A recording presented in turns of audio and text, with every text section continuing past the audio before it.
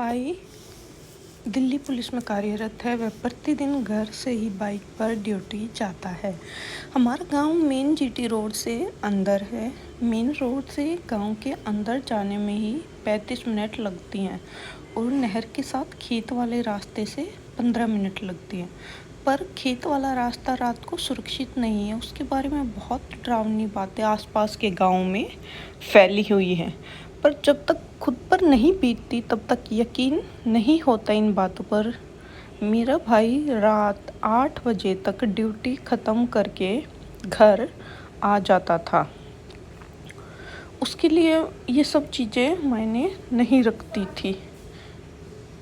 अभी मेरे भाई की posting special crime investigation branch में हो गई थी। उनका कोई फ़िक्स टाइम नहीं होता है। जब फ़ोन आता तभी जाना पड़ता, चाहे रात हो या दिन। अभी भाई को भी इस ड्यूटी में अपने लिए पूरा टाइम मिल रहा था।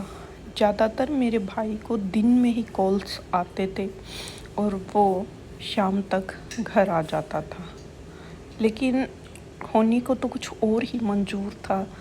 एक दिन उनके पास कोई केस आया जिसकी डिटेल ऑनलाइन करने में उन्हें काफ़ी समय लग गया।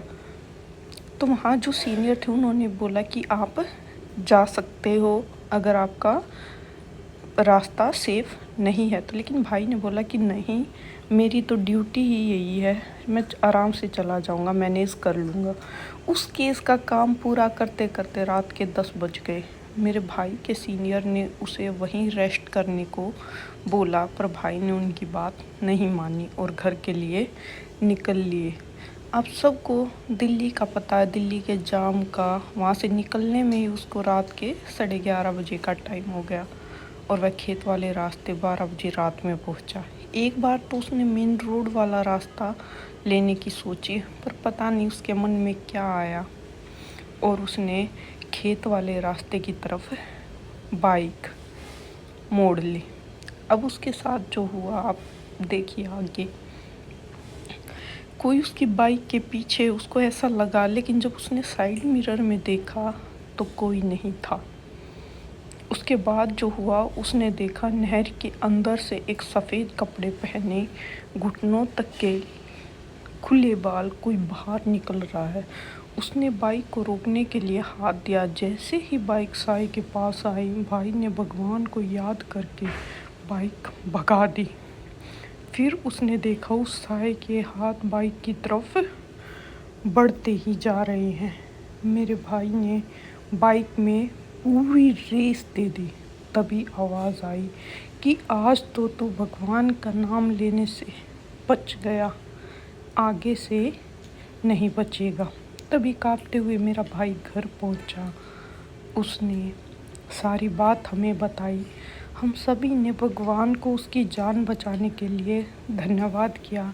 मेरे भाई ने कभी भी उस रास्ते से नहीं आने की ठानी। आज भी जब मैं आपको ये स्टोरी शेयर कर रही हूँ, मेरी आवाज़ में ऐसे कंपन सा हो गया कि पता नहीं हमने क्या अच्छे कर्म किए थे जो उस दिन मेरा भाई मौत के मुंह से वापस आ गया। और तब हमें इस लोगों की कही हुई बातों पर यकीन हुआ। गाइस, धरती पर है ना सब कुछ है। अगर अच्छाई है तो बुराई भी है। किसी जगह के बारे में अगर कुछ सुन रखा है तो प्लीज़ वहाँ जाने से बचें। वहाँ जाके वहाँ एक्सपेरिमेंट करने की कोई ज़रूरत नहीं है। Thank you for watching.